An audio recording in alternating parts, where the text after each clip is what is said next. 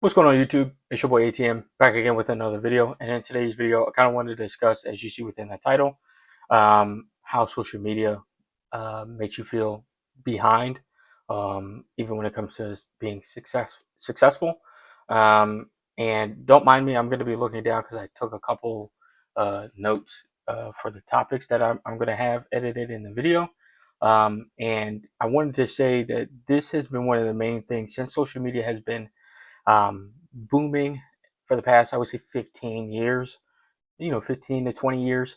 Um, Looking rich, looking successful, looking like everything is going correctly has been one of the, I would say, plagues of social media. Now, social media has been a positive and a negative within all of our lives, right?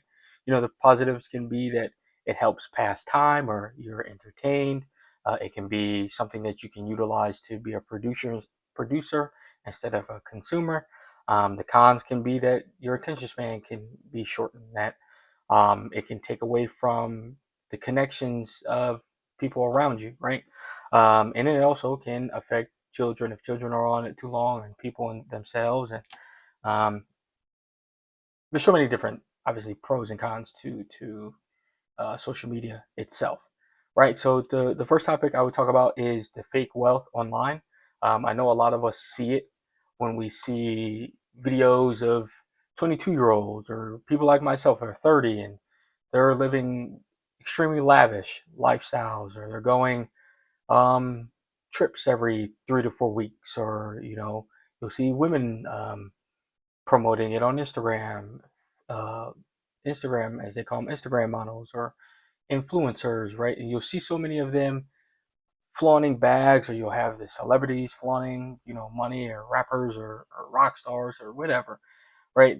It's a persona that encapsulates. I don't know if encapsulates is the correct term, but it engages more of the poor-minded people who want that type of lifestyle to continue to grind for the machine, which is your government, in order for them to continue to make money off of you in hopes of you making it, right? We know 95% of the people are not going to be wealthy. They're not going to be rich just because of things that happen, whether it's in their control or out of their control. Um, so normalizing, or I don't want to say normalizing, but understanding the fact that a lot of this that you see on the internet is fake allows for you to move at the pace that God wants you to move at, and making sure that when you are moving, you're moving with a purpose and you're going to a destination. Because not everyone wants to be rich and wealthy for the same things, right? Like, to give an example, I would want to be wealthy to be able to take care of my family and then kind of have a quiet life in, I don't know, I wouldn't necessarily say the hills, but in a country where, you have beautiful scenery, but you also have water, and I can go fishing and all that different type of stuff, gardening, blah, blah, blah. Well, others may want to be wealthy so they can flaunt the cars or the clothes or products that they could have access to that they wouldn't have if they didn't have the money. So, along with the fake wealth, you have to understand that a lot of it is a ploy in order for you to continue this machine and to continue to bust your butt to get to that particular point. And even with the fake online money, or fake wealth online, your Instagrams, your social media influencers, a lot of them getting flown out, as we found out. Stuff is coming out more and more in these day and times. Is that a lot of them getting flown out to Dubai or other places, and getting crapped on or pissed on, or I'm gonna keep it on it, for 50 to 100K, or having what is called bestiality to them, or a lot of them are going to these Diddy parties or whatever you want to say for these celebrities, and they're um, having similar stuff happen like the Instagram models and stuff like that, but it's just behind closed doors and you don't necessarily see what's going on. But we can kind of leave that there. So the second topic is, I'd say, like the comparison culture. I know the West is kind of very big on that, where it's this need to compare ourselves to the next man, when in reality, most of us, I would say like 90% of us, don't really care what the other person has. Most of us don't care. Like, I don't care if I run into a celebrity or I've talked to a wealthy person that looks like an average Joe Schmo, that he has $100 million in the bank, or that she's driving this lavish car. It's nice, it's cool, but I don't necessarily care, because unless I know how you did it, I don't. It doesn't matter. And the reason I say it doesn't matter is because I'm not going to do something illegal like steal it from you or rob you or whatever to get it. Right? It has no bearing on what I do day to day. But I think for the most people is because they're comparing themselves to the next man, when in reality, most people are just living paycheck to paycheck. They're just doing it in a way that looks flashier than what you're doing, which has to kind of stop, and we have to get away from that. But that would also in turn change how we look at um, it would in turn change how we look at products, being a consumer ourselves, the people around us, what really matters to us. And then that would kind of, I don't want to say it would change the totality of the West and how the West has been um, portrayed for now or for a while. But it would I'm trying to find the right term to tell y'all, but it would just break down or demolish what the facade of the West is in terms of what people are actually chasing. Or to kind of get into part three of this is why everyone suddenly looks rich. The reason that everyone suddenly looks rich, especially on social media, is for a multitude of reasons. They want to keep up the appearance that they've already had if they were making, ten to $15,000 a month, or even 20 or 50K, whatever it may be. They have to keep that appearance because their followers or their subscribers or people that watch them only know them for that now. They know them for this level of echelon without realizing that there's ebbs and flows in life. You're going to be up and down, and we all experience that. But when you, as a person, all you show is I would say, the highlights of your life, and you don't show the lows as well to keep that level of balance, people only see up here with you. Um, and they don't get to see the negatives, even though in reality, life is positive and negative. Also, the reason I would say everyone suddenly looks rich is if there's someone who's trying to get brands to get free products, or they're trying to work with certain brands that they've always wanted or they admire to work with. Like, let's say, for example, me. Um, let's say a brand I wanted to work with would be, let's say, Porsche. I'll just use Porsche as an example. I've always wanted to own a Porsche.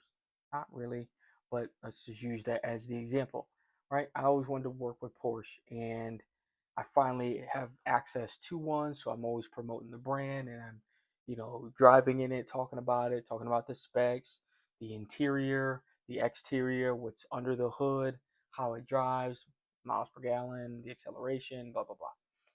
What I would then continue to try to do is promote the lifestyle of having a Porsche. I'm doing it to get the attention of the brand, to then become maybe like, which I don't think Porsche does it, but like a brand ambassador or someone that can work closely with them in order to achieve something that I want to achieve. I would say the next topic would be like leasing versus owning, which this is big in social media because a lot of social media is leasing. Um, it isn't necessarily owning. Um, how, the examples I can kind of give is um, cars. Um, but I can go into cars, but I can go into something else, and then I can kind of wrap this up. But Leasing versus owning, if you think about it in cars, a lot of the high end cars that people will see on social media usually are leased. They're not owned because the high end cars, from a maintenance standpoint, are god awful, right? To spend nine, 1,000, 1,100, $500 even for oil changes or to tire rotate, not really tire rotations, but oil changes or changing your brake fluid or changing your transmission fluid can be insane. And even rich and wealthy people know that this doesn't make much sense to own that car. It makes more sense to lease it for a year or two, drive it around, do your due diligence, a little bit, especially if you have that money. But you're flexing it on Instagram or TikTok or whatever you're doing, Facebook, whatever. You're showing it's being perceived that you own it, when in reality you do not. And most the higher end people understand it's a leasing game, it's not an owning game. Right? You want to own assets that appreciate over time, and something like a car depreciates. Right? It's more about a leasing game when you're flexing it on Instagram. But to talk about something a little different than cars would be like how, if I don't know if y'all know this, but people will go to high end stores, like let's say Louis Vuitton, because I go to Louis Vuitton for their colognes. Um, but let's say you go to Louis Vuitton for the cologne, right? You go to Louis Vuitton for the cologne, you buy the cologne. I mean, not cologne. You go to for the clothes. Let's say you bought the clothes, right? You show on Instagram that you bought the clothes, but you'll come back in and return those clothes to get your money back after you'd have made the video or two. Why? Because on Instagram, it looks like you're buying all this stuff, but in reality, even when you go to, I would implore you, go to these high-end stores. Take a day that you're off, take a couple hours, drive to a high-end place or whatever, like a mall. Really, a mall. Not if you live in high-end areas, you may not get this as much, but you might, depending on how honest those people are there. Ask the people that work there and say, hey, have you ever seen anybody who bought bought clothes in here, spent, let's say, $2,000, and then came back and returned it within that very week? You'll be surprised at what you hear. Even some celebrities might try to do that, especially if they're in a pickle with um, their finances as well, right? Everybody's gonna go through ups and downs. Um, but my last thing I wanted to talk about for this video is building quietly instead. The goal from the middle class and upper middle class and even poorer people, um, even upper class, if you will, if you get to see this video, how you doing, um, is to continue to build behind the scenes, right? I've always had this conversation with friends where it's really a rich versus wealthy game. Like rich is flaunting, kind of like that um, sports player or that singer or band or celebrity that you see the quote unquote fame and you see the riches in your face. But the real wealth is who owns them. The people who own MGM, the people who own um, Chase Bank, or people who own Louis Vuitton. You don't know who those particular people are that own it, and not just the building, but the brand itself. You don't know who owns that. Those are the people who are quiet, but are raking in wealth, right? That's where you want to get to. Maybe not that high, because you got to do something strange for a piece of change once you get that high. But wealth can be the people you see on the street, that you see the people that will interview wealthy people, and they have regular clothes. They shop at you know Primark, or they'll shop at Ross or Burlington, because they know that most of the stuff that everyone's paying high end stuff for is the same fabric that you get at a Burlington or a Ross. It's a lot of times you'll see brands at those places. Like I've seen a Prada or a Chanel bag or a Louis Vuitton bag, and when you go into the Burlington or Ross, you may think it's fake. A lot of that stuff is fake. Now that everything's coming out, a lot of this stuff is fake. They get it from China. They'll mark it up.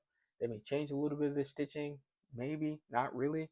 They'll resell it for $3,000 to $4,000 for a bag, and they done paid $100 for it, $200 for it, $50 for some of these, and you're spending 3 to 4 thousand. All right, so build quietly with what you want to do, um, and get off of social media if it's an issue for you where you continue to compare yourself to these people. Uh, get off of social media for a little while and take a break. I know it's going to be, you might go through a little bit of withdrawals if you're someone who's chronically online and all that, and you can't differentiate the two. But take a step back, realize that it's not that big of a deal, and a lot of this stuff doesn't really matter. It's just meant to keep you in that consumer mindset, um, and the goal is to either be a producer or not play at all. And a lot of people need to become producers, especially producers of their own food and all that. But that's a different story for a different day. Anyway, ATM fam, I'm signing out. Peace.